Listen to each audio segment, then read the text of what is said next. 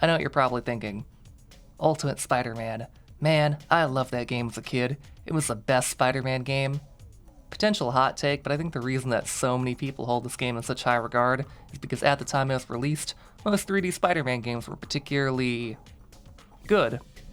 Pre-2018, when asked to name off the good Spider-Man games, the ones usually named were Spider-Man for PS1, Spider-Man 2, and Ultimate Spider-Man.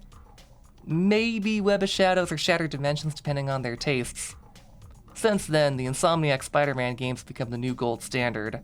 Personally, I don't like those games very much. Among other personal gripes, I find them to be a little too generic Ubisoft open world. But regardless, those games have brought a level of polish that's going to be expected from all open world Spider-Man games going forward, the kind of which Ultimate helped pioneer. So, is this game as good as we remember, or are we better off leaving it in the past with our childhood nostalgia? Well, let's start off with the good. The art style is incredible. The dev team studied Mark Bagley's art and used some unique form of cell shading to make the game look like a living version of the comic, and the results speak for themselves. Seriously, even without the cosmetic mods that I've added, the game still looks solid today. If somehow this game were given an HD remaster, it'd look just as good as the first 2 seasons of Telltale's Walking Dead game. And we wouldn't have to deal with all these old graphical glitches. Oh, that reminds me, there's Lee! Peter, come on, kiddo, wake up. What are you doing here? Come on, get up. Brian Michael Bendis, who wrote the entire run of Ultimate Spider-Man comics, penned the story for the game. It's pretty bare bones. We never get to see Peter and MJ interact with any of their supporting cast, or see Peter's double life impact him negatively like in the comic. It just exists to connect the multiple gameplay objectives together. One compliment I can pay is if you pay close attention to the dialogue and the cutscenes, it can all be followed with minimal questions even if you've never read the Ultimate comics. I hadn't read any of the Ultimate comics prior to playing the game as a kid, and I followed it fine. Oh, and it has the single best beatdown in a superhero game.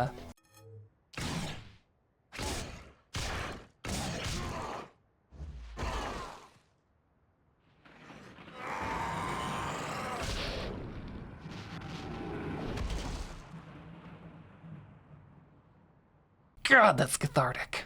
Where things start to fall apart is the gameplay. It plays most similarly to Spider-Man 2, with much of that game's design philosophy carried over. It takes place in an open-world New York where you complete story missions and side quests to progress through the game. That's the first issue right there, side quests.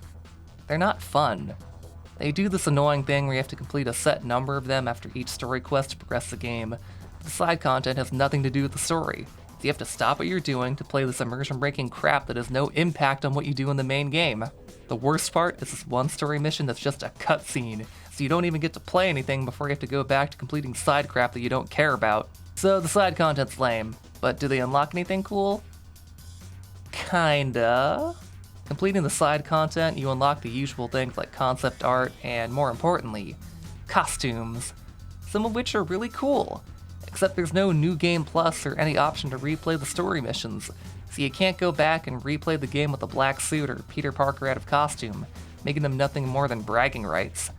You're only allowed to play with them in the open world or while replaying the boring side content. There's not much value in unlocking them.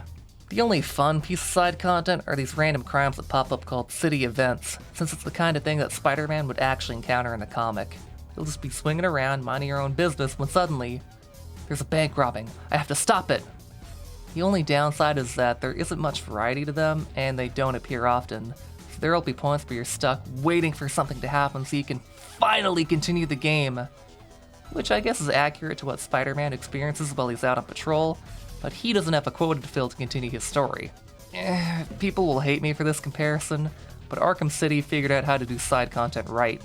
They made all of the side content optional and connected to the main story, so it doesn't break player immersion, all while piquing your interest so that you want to play the side content instead of forcing you to engage with it. In fact, the only bit of side content that has any connection to the story are the races with Johnny Storm, and that's only because he shows up to call you a loser. But even if the side content was more connected to the story, I'm not sure that would save it because the main gameplay loop isn't fun. For starters, the combat, while fun to look at, gets repetitive really fast. You only get a maximum of 5 attacks, and there's no options for combos beyond mixing punches with kicks, and occasionally bouncing off of walls to hit enemies harder. The webs have next to no versatility either, so don't expect them to help mix up the combat possibilities. Most offensively, the game doesn't have a dodge mechanic, so you're forced to manually jump out of the way of all oncoming attacks. Against melee attacks from bosses, it's not hard to get out of the way in time, but when projectiles are involved, it's like playing Russian roulette. More often than not, Spider-Man, or Venom, will jump out of the way of an attack only to get hit by a stray bullet, or fireball, and it's really frustrating. It can also be hard to see what you're doing a lot of the time because the camera can't keep up with Spider-Man's movements.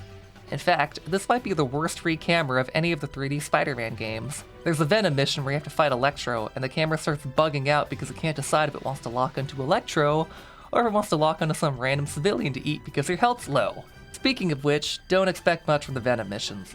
Venom is cool to play as at first. Instead of webs, he has his Hulk jump and these tendril attacks that can take out multiple enemies at once. However, after the first mission or two, you start to realize that Venom has just as few attack options as Spider-Man, and nearly the entirety of his content is based around combat.